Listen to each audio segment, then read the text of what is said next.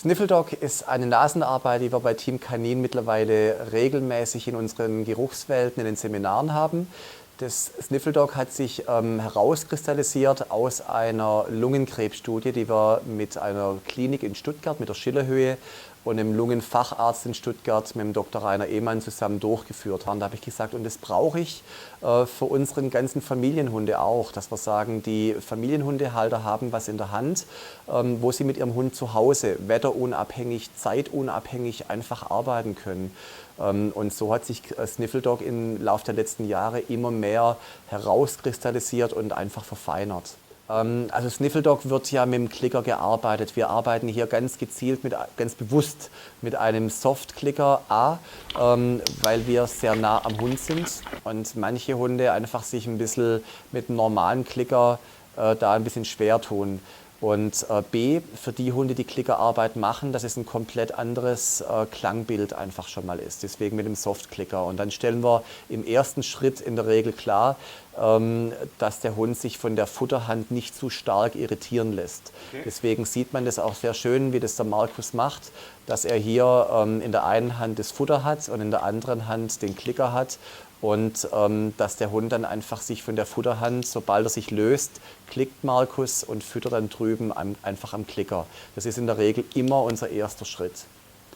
In der zweiten Stufe werden wir den Hund auf den Geruchsträger dann konditionieren und da haben wir dann den Klicker und das Behältnis in einer Hand. Und in der zweiten Hand sind dann die Futterbrocken.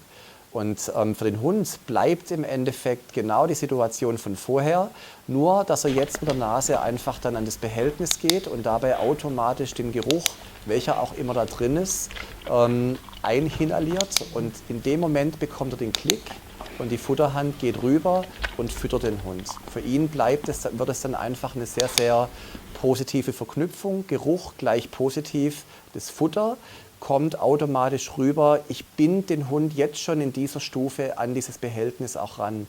Der Hund soll ja später anzeigen, wo es drin ist. Und es ist ganz entscheidend, dass man in der Stufe schon sauber arbeitet, dass der Klick dann kommt, wenn die Nase dran ist und das Futter exakt am Futterglas gegeben wird.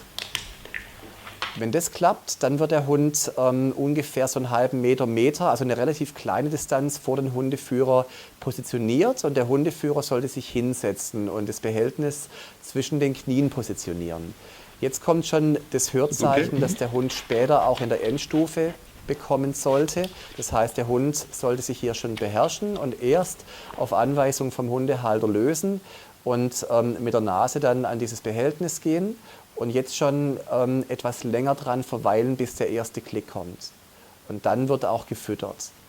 Und dieses längere Verweilen wird dann auch bei den Folgeklicks, dass er immer etwas länger dran ist und dann kommt der Klick und immer das Futter. Das sieht man auch schön, dass die Nase jetzt hier schon immer wieder relativ stabil und lang dran ist und die Bonnie inhaliert hier diesen Geruch intensiv und jedes Mal kommt dann der Klick, wenn er schön stabil dran war und Markus füttert den Hund jetzt hier schon schön am Glas. Wenn der Hund sauber zwischen den Knien vom Hundehalter arbeitet, dann geht man dazu über, dass man dann an die Halterung geht.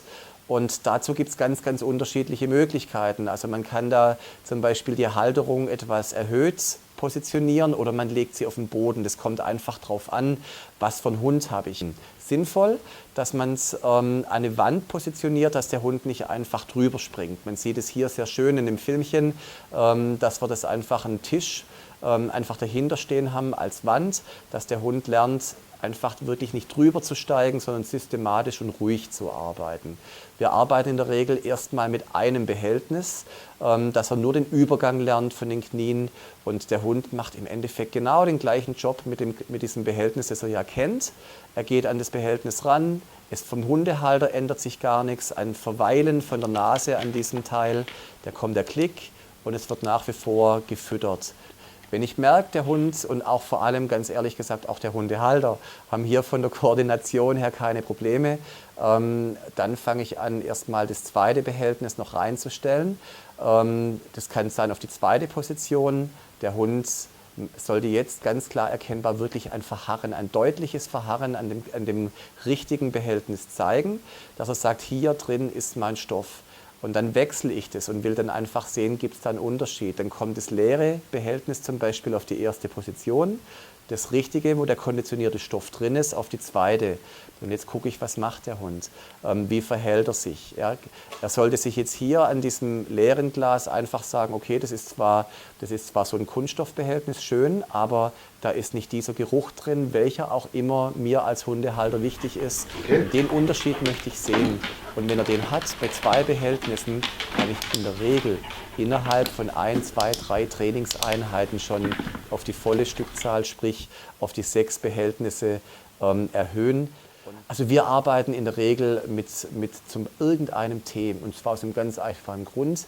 Ein Kamillentee, den gibt es immer, der ist einfach zu bekommen, der ist billig, und dann auf den Seminaren, und dann sagen wir den Hundehaltern, überleg dir doch, was für dich vielleicht mal später ist. Oder was eine Trainerin von uns macht, die nimmt zum Beispiel Erdnusswasser, das heißt, sie nimmt eine Erdnuss, legt es ein paar Minuten in ein Wasserglas rein, nimmt dann mit der Pipette 2, 3 Tropfen raus und tut es dann in ein Behältnis rein, wo dann zum Beispiel Wurst, Käse oder sonst was drin ist.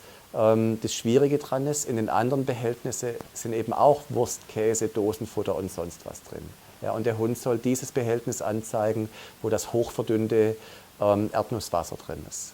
Genau damit kann sich der Allergiker eben auch dann seinen Allergiewarnhund im Endeffekt dann auch schon mal aufbauen.